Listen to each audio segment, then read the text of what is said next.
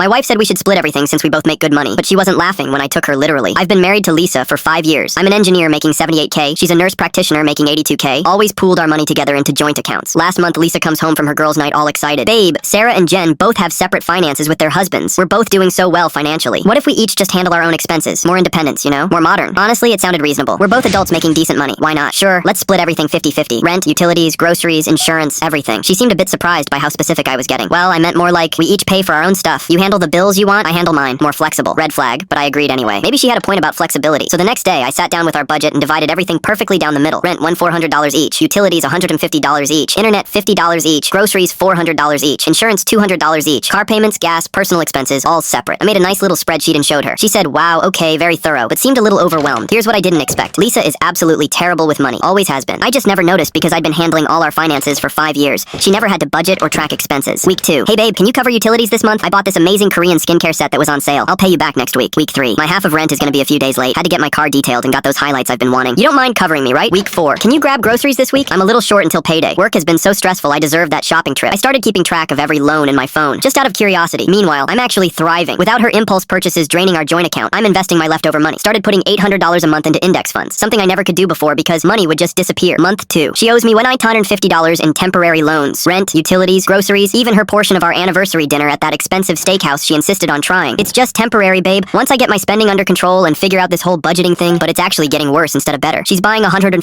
Lululemon sets, 3 different subscription boxes, constantly eating out for lunch instead of packing like she used to. Getting her nails done every 2 weeks at $80 a pop. She makes $4,000 more per year than me, but somehow always comes up completely short. Month 3. She's sitting at our kitchen table at 11 p.m., crying actual tears because her credit card is maxed out at $4,000. She can't make her $320 car payment that's due tomorrow, and according to my phone notes, she owes me exactly $3,400 total. I don't understand how this happened. I make good money. I should have way more left over than you do. I pulled out my phone and opened my investment app, turned the screen toward her. $2,800 built up in just 3 months, even while covering most of her expenses and maintaining my own lifestyle. This is absolutely crazy, she said, staring at the screen like it was displaying alien hieroglyphics. You're like actually wealthy now. How are you saving this much money while I'm completely drowning financially? I make $4,000 more than you per year. Well, babe, separate finances really worked out amazingly. Turns out I was always the financially responsible one in this relationship. I just never got the chance to prove it before because we pooled everything together. Her face went through about 5 different emotions in rapid succession. Confusion, slow realization, deep embarrassment, and building anger. This isn't what I meant at all. I thought we'd both just have more freedom to buy what we wanted. I didn't think you'd actually track every single expense and make detailed spreadsheets like some kind of accountant. You specifically said modern and independent, right? Financial freedom? She stared at me for a long, uncomfortable moment, then looked down at her maxed out credit card statement sitting on the table. I think I made a huge mistake here. I'm not good at this money stuff. I never was good at it. You always made budgeting and saving look so effortless and easy. So what do you want to do about it? Can we please go back to the old way? I clearly can't handle being financially independent. Turns out financial independence only works when you're actually financially responsible. Who knew?